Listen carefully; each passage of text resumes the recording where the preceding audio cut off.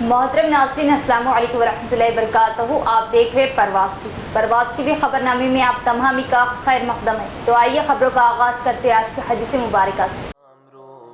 रसूल अकरम सल्लल्लाहु अलैहि वसल्लम ने फरमाया, मेरी उम्मत के शर्फ वाले लोग वो हैं जो हामिलीन कुरान हों और जो रातों को क़याम करने वाले हैं। अबू दाऊद। आगाज़ से कबल एक नज़र डालेंगे आज की सुर्खियों पर। साबिका पीसीसी हरदिल अजीज कायद डी श्रीनिवास की आखिरी रसूमात सरकारी एहसास के साथ अदा की गई। चीफ मिनिस्टर रेवंत रेड्डी समेत वुज़रा व अरकान असेंबली ने पेश की खिराज अकीदत। नम आंखों से चाहने वालों ने क्या विदा।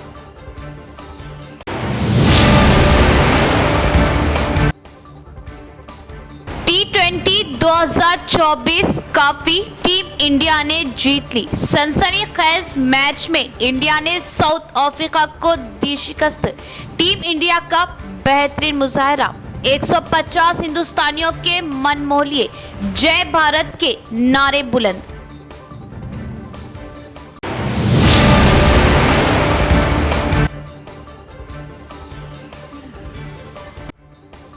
दिल्ली में असदुद्दीन ओवैसी की रिहाइशगाह के सामने हिंदुत्ववादी तंजीमों के कारकुनों का हंगामा।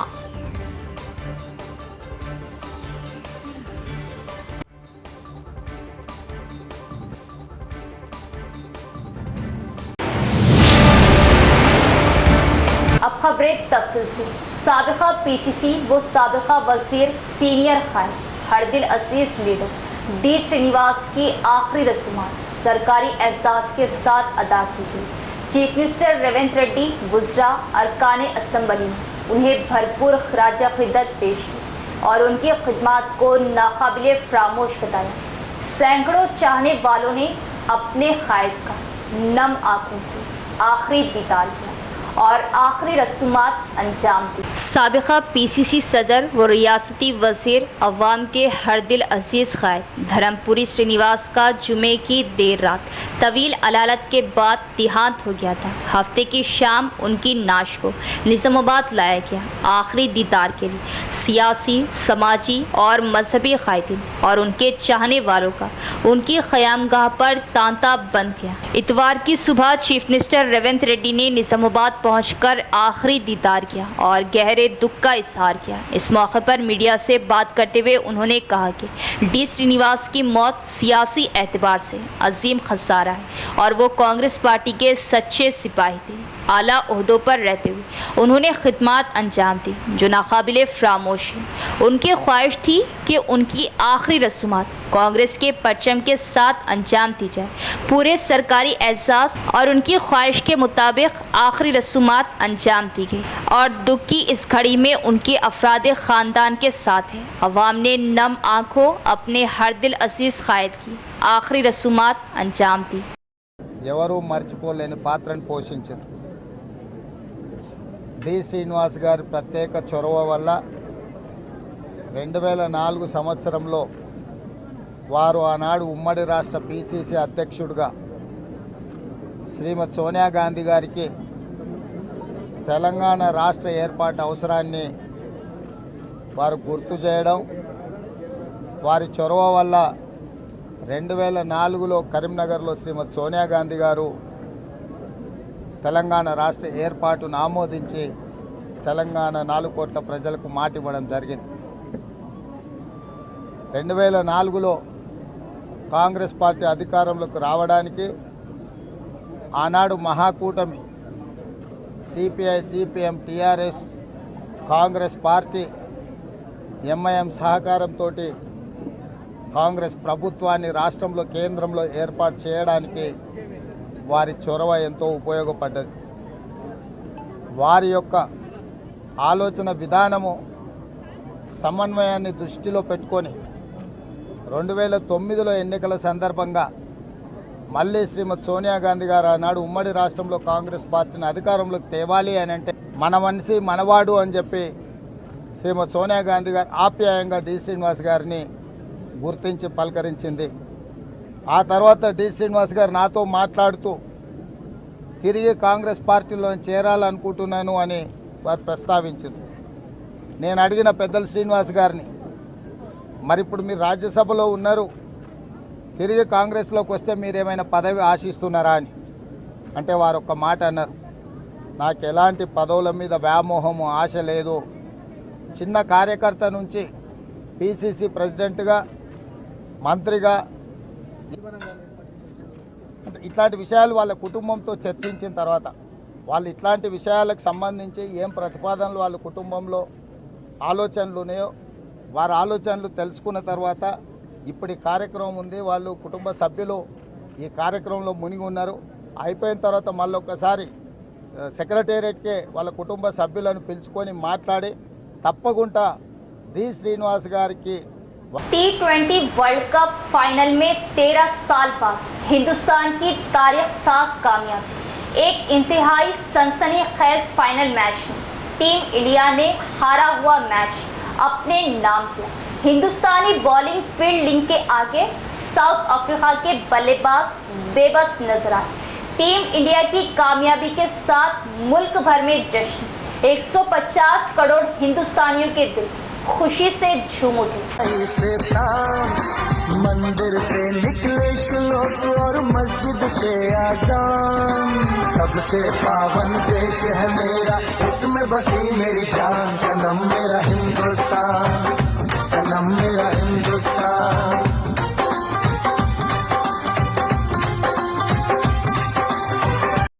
हिंदुस्तानी टीम ने T20 फाइनल में जनूबी अफ्रीका को शिकस्त देकर वर्ल्ड कप 2024 की ट्रॉफी जीत ली। तारीख साज कामयाबी के साथ हिंदुस्तान एक बार फिर क्रिकेट का आलमी चैंपियन बन गया। हिंदुस्तानी टीम इस टूर्नामेंट में एक भी मैच नहीं हारी।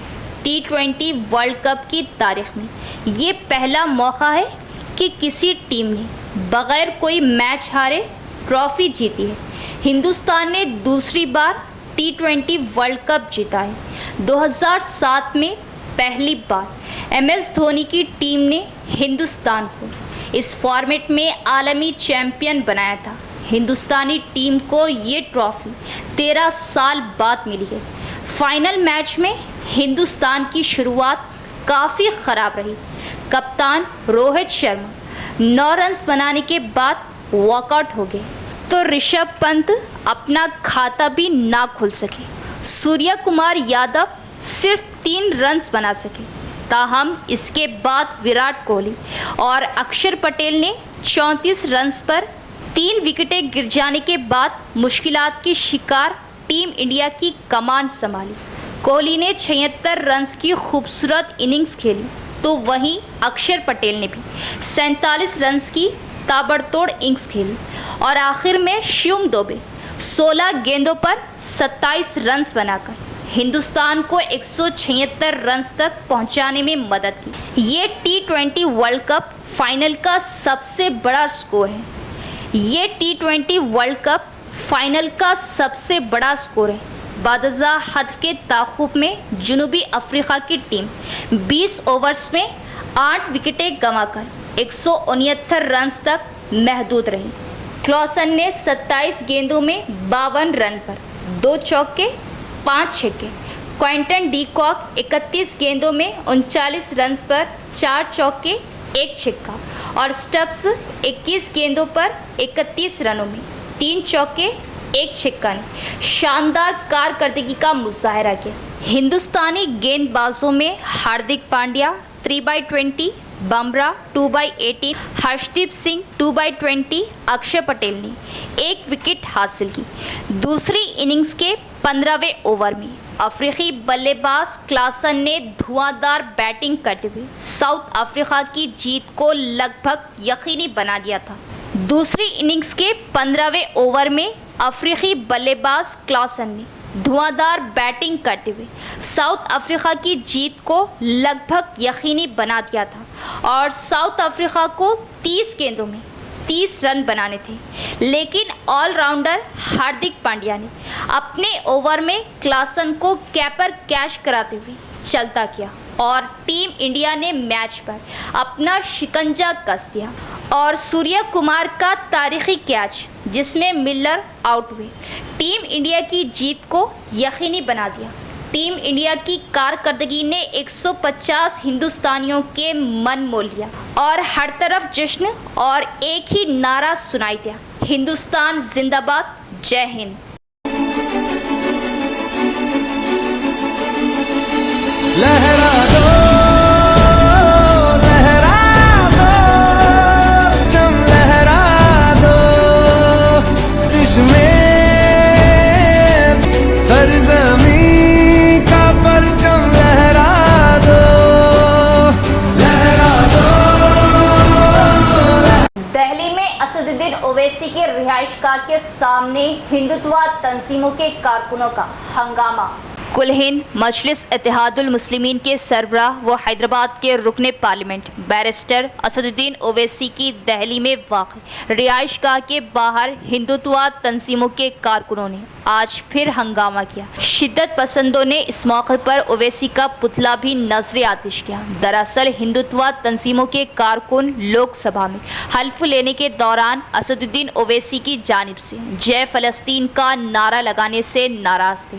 वीएचपी और बजरंग दल से वाबस्ता कारकुनों ने आज दिल्ली में 34 अशोका रोड पर वाक़ई असदुद्दीन ओवैसी की रिहाइशगाह के सामने मुजाहरा करके हंगामा किया।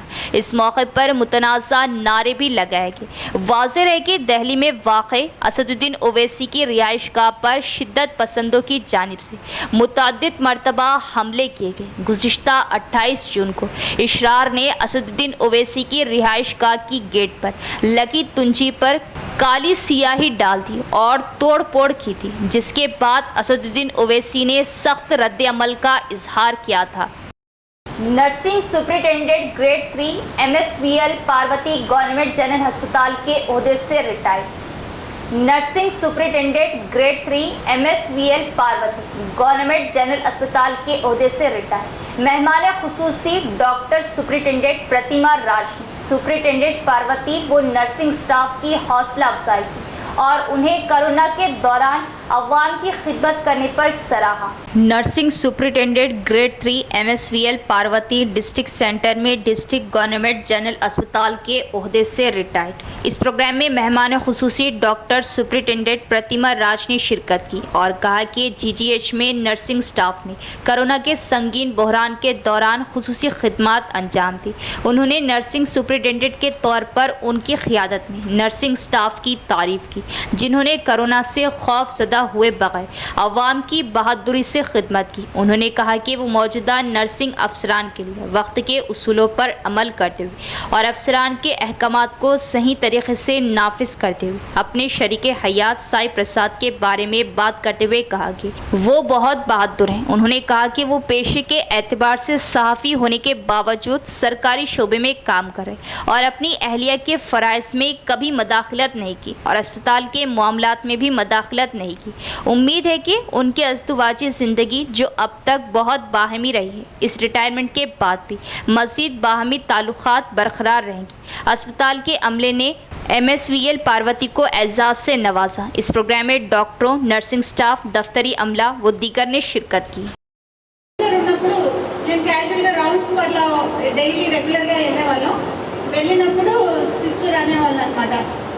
మేడం మీరు ఒక్కళ్ళే చాలా సిన్సియర్గా రౌండ్స్ చేస్తారు, రోజు వస్తారు అండ్ ప్రతి పేషెంట్కి కేషీట్ మొత్తం నేను ఓన్ హ్యాండ్ రైటింగ్తో కూర్చొని ఉన్న 15 మంది పేషెంట్స్ని కూర్చొని నీట్గా హ్యాండ్ రైటింగ్తో రాసేదాన్ని. నెక్స్ట్ టైం వచ్చినప్పుడు మళ్ళీ రౌండ్స్కి వచ్చినప్పుడు సిస్టర్ చెప్పేవాళ్ళు, మీరు నిన్న చేసిన డయాగ్నోసిస్ కరెక్టే, ఈ పేషెంట్ నిన్న చాలా సీరియస్గా ఉన్నారు కానీ ఇప్పుడు చాలా నార్మల్ అయిపోయారు, మీరు ఒకసారి చూడండి సంతోషపడతారు అని దగ్గరికి తీసుకెళ్ళి ఆ పేషెంట్ని చూపించినప్పుడు చాలా సంతోషం అనిపించేది. అండ్ సిస్టర్ అనేవాళ్ళు, మేడం మీలాగా ప్రతి డాక్టరు అదే రెస్పాన్సిబిలిటీగా ఫీల్ అయ్యి అందరూ రౌండ్స్ చేసి కేస్ షీట్స్ రాస్తే పేషెంట్స్కి సగం జబ్బు మాట్లాడితేనే తగ్గిపోతుంది, సో మీలాంటి వాళ్ళు ఉండాలి మేడం అని ఫస్ట్ ఎంకరేజ్మెంట్ ఈ హాస్పిటల్లో నాకు ఇచ్చింది సిస్టర్.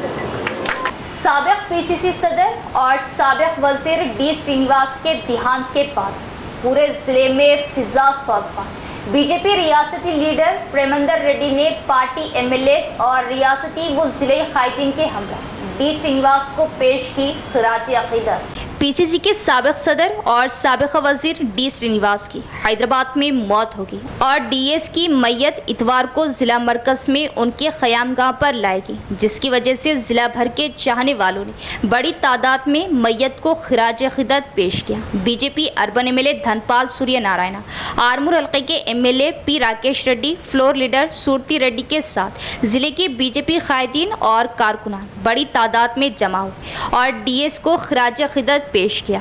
इसके अलावा जिले में बाएं बाजू की जमातों के कायदीन, कारकुनान और मुख्तलिफ बरादरियों के कायदीन बड़ी तादाद में और डीएस श्रीनिवास को खिराज अक़ीदत पेश किया, जिससे पूरे इलाके में फिजा सौगवार होगी।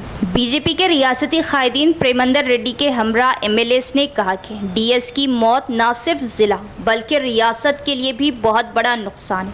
उन्होंने धर्मपुरी श्रीनिवास को एक अजीम लीडर के तौर पर सराहा, जिन्होंने गरीब लोगों की ज़रूरियात को समझा और उनकी बेहतरी के लिए काम किया। మాట్లాడడానికి ప్రయత్నం చేస్తే ఆమె గొప్ప బాగలేదు, మాట్లాడలేక మళ్ళీ నేను మాట్లాడిన మాధవ మేడం డిసైడెడ్ సెట్టింగ్ ఏంటంటే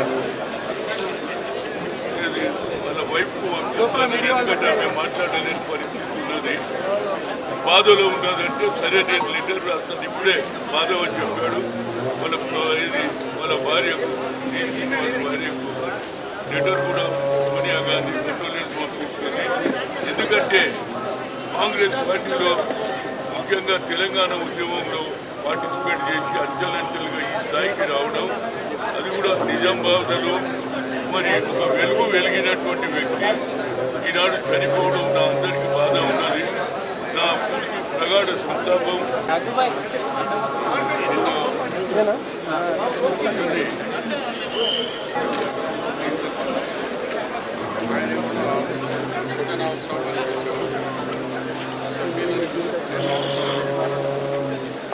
మేమిద్దరం ఒకటేసారి 89లో మొదటిసారి ఎమ్మెల్యేగా ఆయన నిజామాబాద్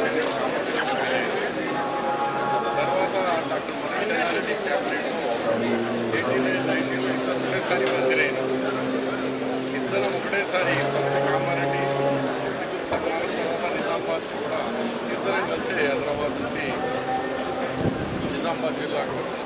అట్లా 36 సంవత్సరాలుగా మంత్రి పీరియడ్లో కానీ పార్టీలో కానీ ఆయన లీడర్ ఆఫ్ ది అపోజిషన్, నేను deputy leader of the opposition అయినా, ఆయన రిటైర్డ్ అయినా మన నేను లీడర్ ఆఫ్ ది అపోజిషన్ అయినా, అట్లా మధ్యలో చాలా మంచి స్థితి లేదు. అన్నదమ్ముల కంటే కూడా ఎక్కువ రిలేషన్ లేదు. ఆయన ఒక పట్టుదల ఏంటంటే వెనుకబడిన తరగతులు ఎస్సీ ఎస్టీ మైనారిటీస్ అభివృద్ధి చేయాలని ఈ మైనారిటీ అన్నీ చేసే విధంగా పరిష్కరించడంలో ఆనాటి ముఖ్యమంత్రి అయితేనేది, నేను బీసీసీ అధ్యక్షులు, ప్రజలకు ఏదైతే ఇష్టం అవుతామో అది ప్రజలు ఏలు కోరిస్తూ వస్తుంది కాబట్టి తప్పనిసరిగా ఇవన్నీ చేయాలని ప్రెషర్ వేసుకుంటూ మరి వారు కూడా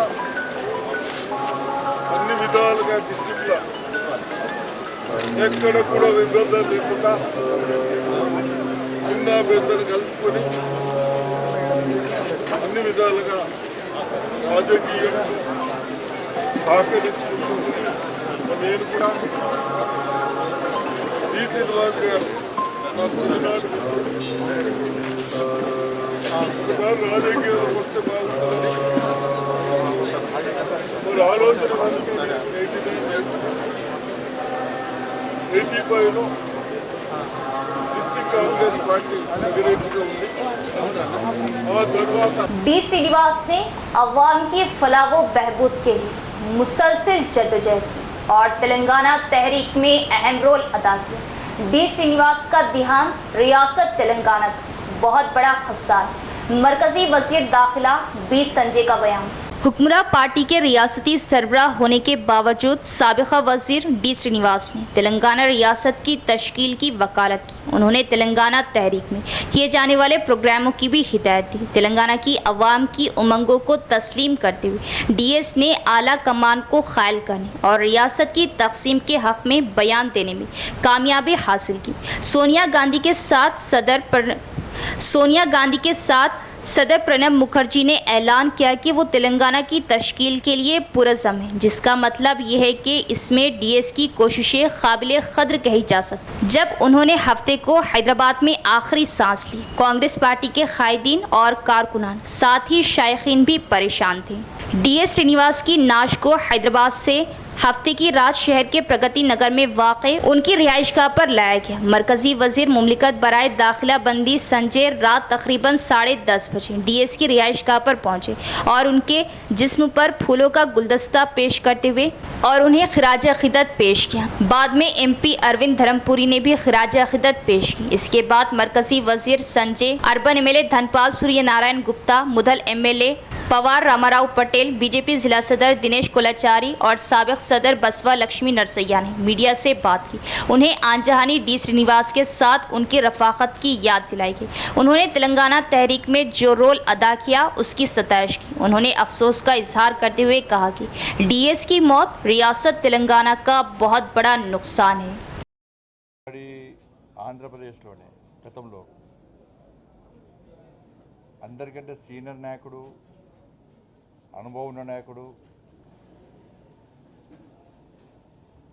అవగాహన కలిగినటువంటి నాయకుడు డి శ్రీనివాస్ గారు. చాలా సందర్భాల్లో నేను ఎంపీ అయిన తర్వాత వారిని కలవడం జరిగింది. మంచి మంచి విషయాలు రాబోయే రోజుల్లో ఏ విధంగా ప్రజాసేవ చేయాలి, ఏ విధంగా కార్యకర్తగా నాయకునిగా ప్రజల్లో ఇంకా తయారు కావాలంటే అనేక సూచనలు సలహాలు ఇచ్చినటువంటి నాయకుడు శ్రీనివాస్ గారు. దాదాపు 4 దశాబ్దాలు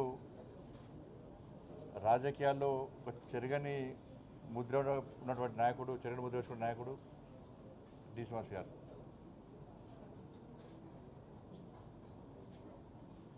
భారతీయ జనతా పార్టీ 99లో కాకినాడ తీర్మానం చేసిన తర్వాత ఒక్కోటి 2 రాష్ట్రాలని చెప్పి తెలంగాణకు అనుకూలంగా తీర్మానం చేసిన తర్వాత కాంగ్రెస్ పార్టీలో కూడా తప్పకుండా తీర్మానం చేయాల్సిందే అని చెప్పించి తెలంగాణ కోసం మొండి పట్టుపట్టి 2004లో కాంగ్రెస్ పార్టీ మేనిఫెస్టోలో తెలంగాణకు అనుకూలంగా తీర్మానం మేనిఫెస్టోలో పొందుపరిచినటువంటి వ్యక్తి డి శ్రీనివాస్ గారు. కాంగ్రెస్ పార్టీ ఆది నాయకత్వానికి మీద ఒత్తిడి తీసుకొచ్చినటువంటి వ్యక్తి డి శ్రీనివాస్ గారు. కాంగ్రెస్ పార్టీ కూడా సెంటిమెంట్ ఉండే డి శ్రీనివాస్ గారిని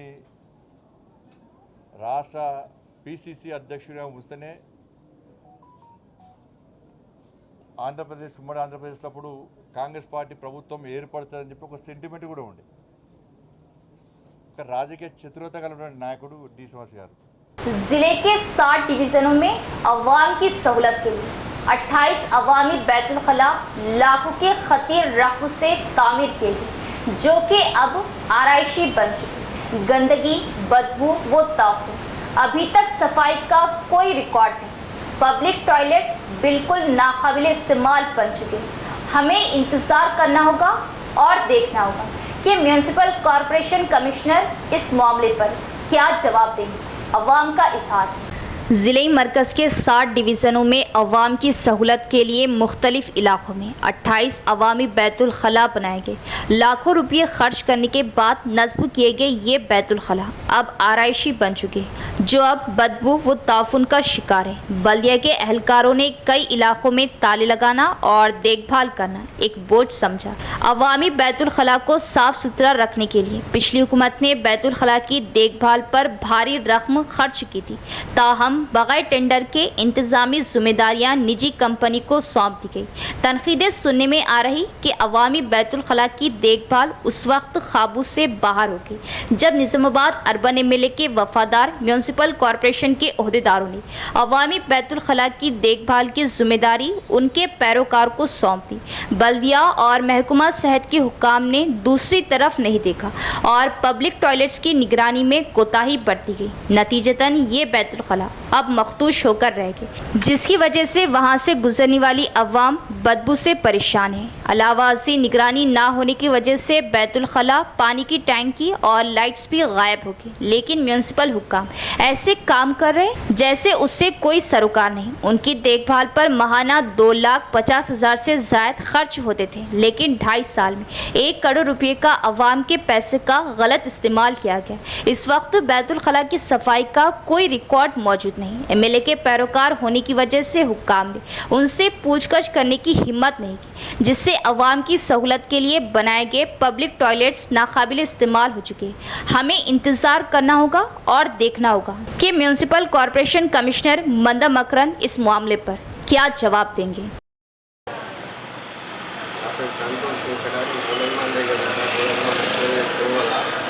లాట్రిన్ బాత్రూమ్లు పెట్టారు బయట మున్సిపాలిటీ వాళ్ళు, మొత్తం గలీజ్ అక్షయ వైభవాలు మొత్తం లేడీస్ నుంచి మొత్తం వస్తూ ఉంటారు. చాలా ఇబ్బంది అవుతుంది, వాసన కట్టుకోవడం ఇబ్బంది పడుతున్నాము.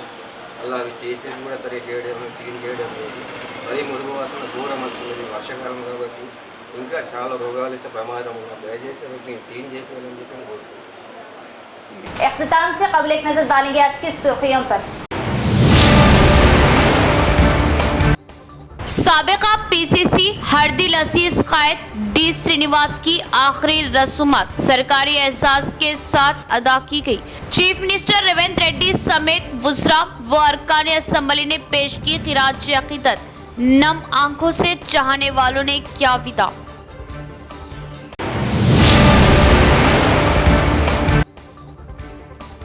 T20 2024 काफी टीम इंडिया ने जीत ली। सनसनीखेज मैच में इंडिया ने साउथ अफ्रीका को दी शिकस्त। टीम इंडिया का बेहतरीन मुजाहरा, 150 हिंदुस्तानियों के मन मोह लिए। जय भारत के नारे बुलंद।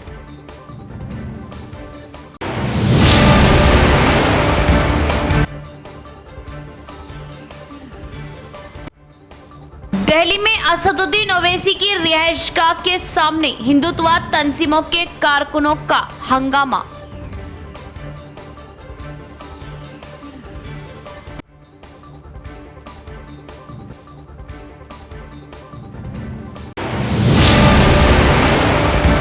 तो ये थी खबरों की तफसील। इंशाअल्लाह मज़ीद खबरों के साथ फिर मुलाकात होगी। तब तक देखते रहे परवाज़ टीवी। अब दे इजाज़त, अल्लाह हाफिज़।